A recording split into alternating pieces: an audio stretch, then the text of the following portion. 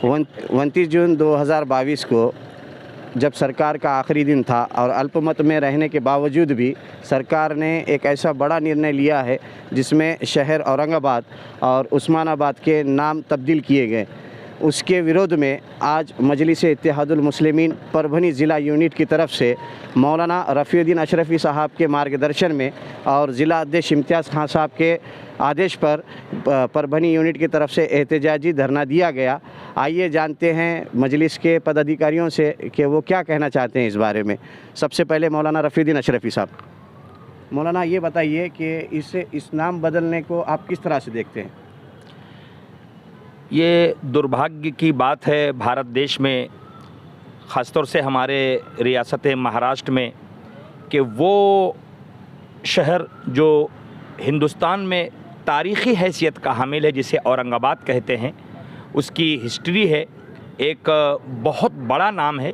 इसी नाम की वजह से ये भारत देश में न सिर्फ ये कि हमारे भारतीय बल्कि दुनिया भर के लोग औरंगाबाद को तारीख़ की हैसियत से जानते हैं। एक बहुत बड़े बादशाह हज़रत औरंगज़ेब रहमतुल्लाह अलैह के नाम से ये शहर आबाद है।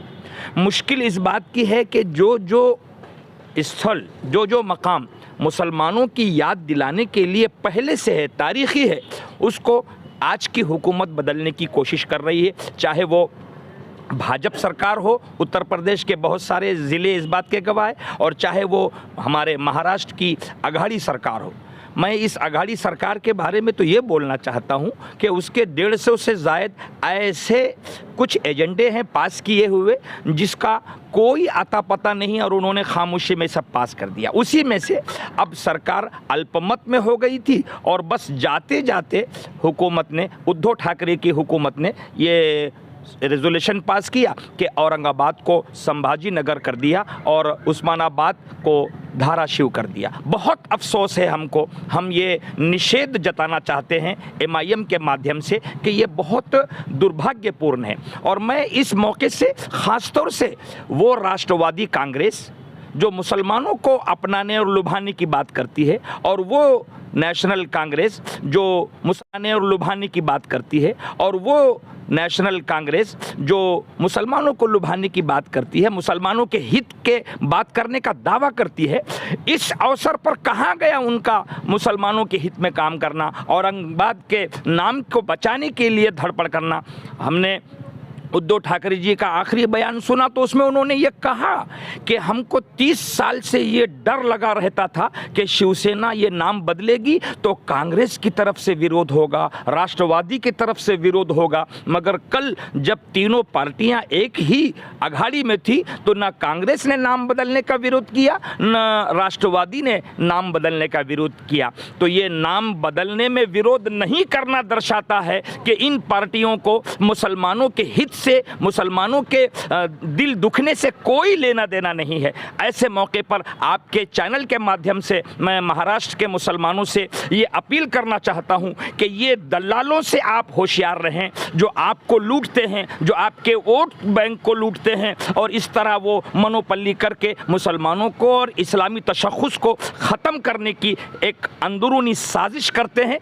MIM के प्लेटफॉर्म से हम पूरे महाराष्ट्र में जनता के सामने जाएंगे और ये अन्याय के विरुद्ध में जो भी पार्टियां इस तरह मुसलमानों को घात पहुंचा रही है, हम मुसलमानों को आगाह करके उनसे बचने और अपनी सियासी ताकत को मजबूत करके लोगों के दरमियान हमारी सियासी ताकत को बनाकर अपना सियासी मफाद किस तरह हम डेवलप कर सकते हैं, मनवा के चल सकते हैं, उसके लिए आज महाराष्ट्र के जनता के सामने एक सवालिया निशान आ गया है। सारे समाज के लोगों को मिलकर अघाड़ी के खिलाफ, भाजपा के खिलाफ मुत्तहिद होकर कोई नई ताकत जमा करके सियासी ताकत को बढ़ाने की ज़रूरत है।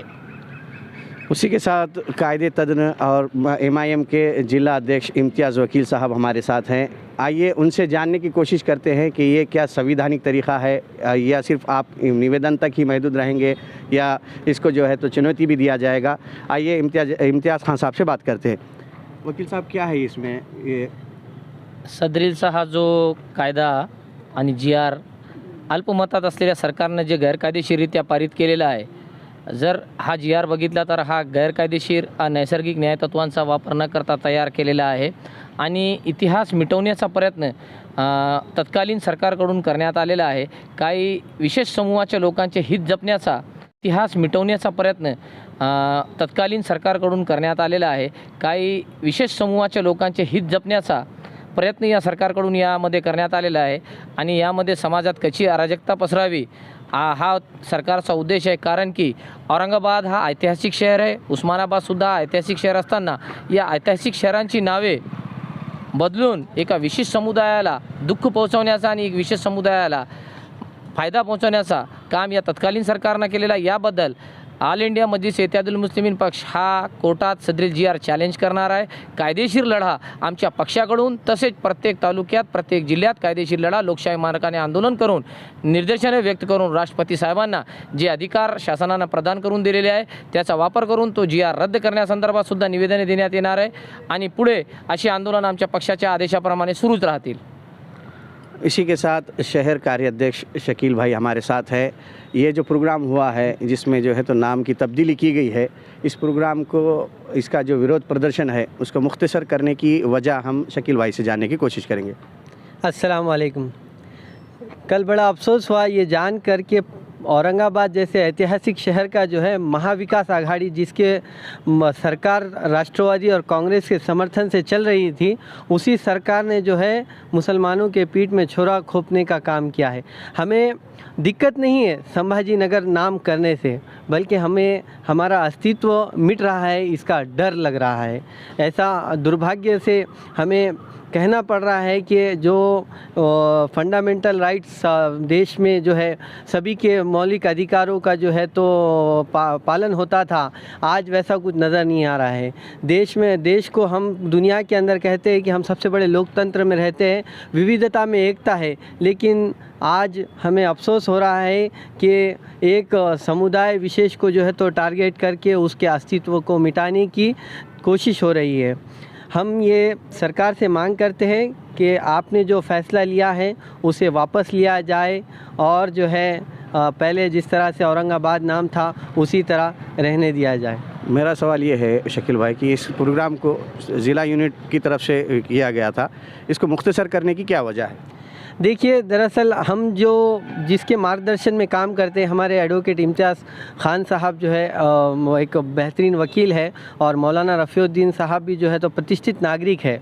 सरकार ने जो है परभनी प्रशासन ने धारा 137 लगाई हुई है, उसके तहत जो है परभनी के अंदर जो हम मोर्चा आंदोलन करने वाले थे, पुलिस प्रशासन ने हमसे विनती की कि देखिए अगर आप जो है जिस तरह, और हम कभी भी करने वाले भी नहीं हैं, इसलिए हमने जो है पुलिस प्रशासन के विनती के ऊपर ऐसा ये सोचा है कि हम जो काम कर रहे थे, लिहाजा हम ज़िला प्रशासन को जो है तो हमारी जो भावना है उन तक पहुंचाए. तो हमने निवेदन के माध्यम से हमने जो है तो कार्यालय में निवेदन दिया है और जो है इसका विरोध किया है.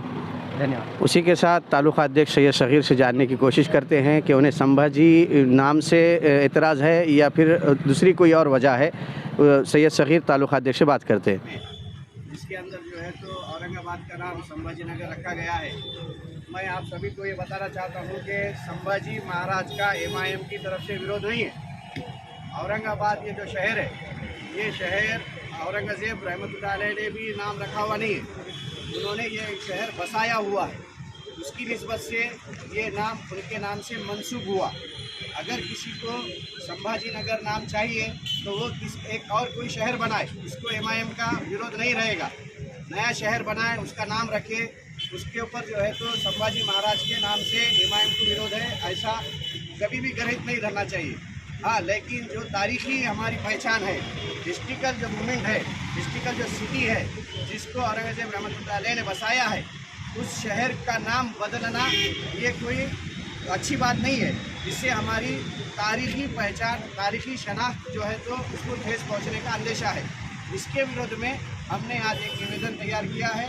हम मौलाना रफ़ीउद्दीन अशरफी साहब के मार्गदर्शन में और हमारे इम्तियाज़ साहब जिला अध्यक्ष, इनके मार्गदर्शन में जो है तो ये निवेदन देने जा रहे हैं. और मुझे लगता है कि हमने जो है तो हर तरीके